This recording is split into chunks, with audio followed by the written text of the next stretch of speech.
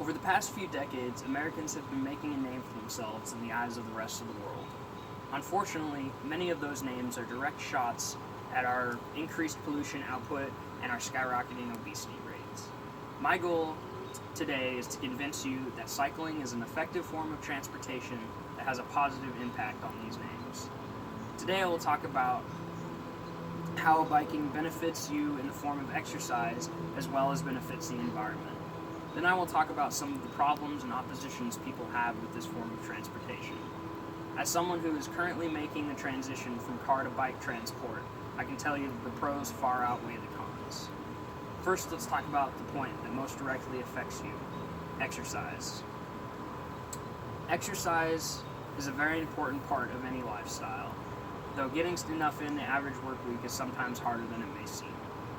Think about all the wasted time you spend sitting in your car driving to and from work when you could be doing something active. The U.S. Department of Health and Human Services suggests that you get 150 minutes of moderate intensity aerobic exercise per week. Biking a simple 15 minutes to and from work each day would be more than enough to meet this mark. Those who worry about how far they have to travel should take into consideration that 15 minutes by bike is about 2.5 miles. Not only does biking help you help maintain your physical condition, it can also be a great way to improve physique.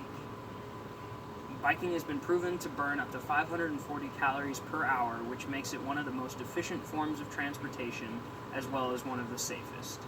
Not only are you now making your commute more exciting by biking, but you're also getting into shape. This is making double use of your time, which is a much needed thing in today's fast-paced lifestyle. Now that we've talked about some of the exercise benefits of cycling, let's talk about the environmental benefits. Cycling is an extremely environmentally friendly form of transportation that affects not only the biker, but everyone else as well. While long-term benefits are the overall goal, it is sometimes more relatable to look at the short-term individual effects. The International Archive, while carbon emissions, we all know that carbon emissions need to be put into check today. Not only are they a huge factor in global warming, but they are also a main issue in air pollution.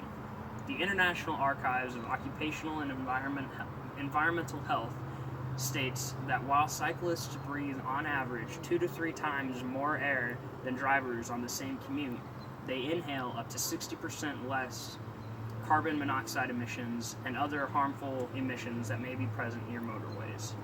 That's quite a bit of air pollution that we don't need to breathe in, but do simply for the luxury of driving to and from our destination. In this time of diminishing resources, another thing to think about is our use of fuel, and more broadly, our use of energy. 89% of Americans believe that transportation funds should be allocated to those forms of transportation that have goals in decreasing energy consumption. Biking integration would be the most effective use of these funds, as biking is the most efficient form of transportation. With the introduction of dedicated bike lanes and further investment in the sectors of safety and education, biking can make great impacts on the environment. With that adding to the list of pros, let's move on to some of the problems people have with biking and some of the solutions to those problems. According to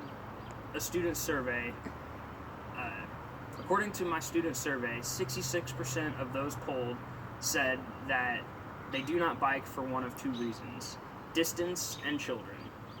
Distance is a large factor in people's commutes. According to the same survey, they said that they would only bike 2 to 4 miles as a commute. While this is a very large area, some people travel from further distances or even from a different town. The residents of Valbonn, a suburb of the town Freienberg in Germany, have come up with a solution to this problem.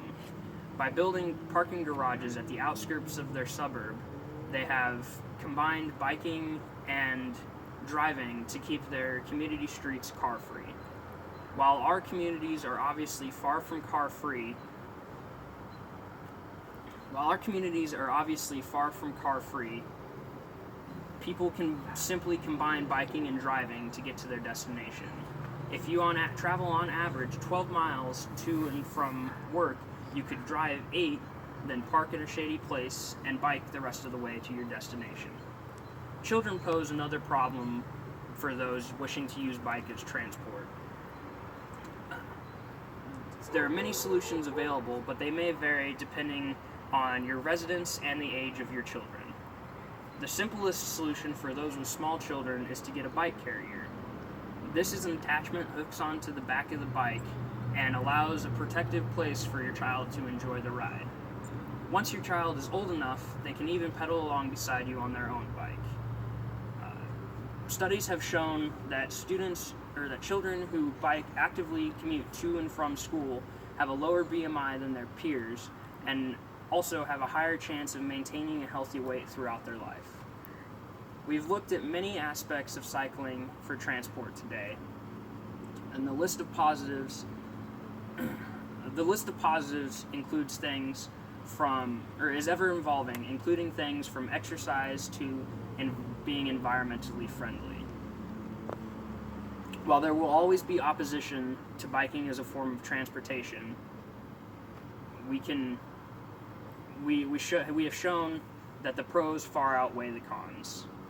I hope that today you've learned a little bit about the benefits of biking as a form of transportation and are open to reevaluating your form of transport in your own life.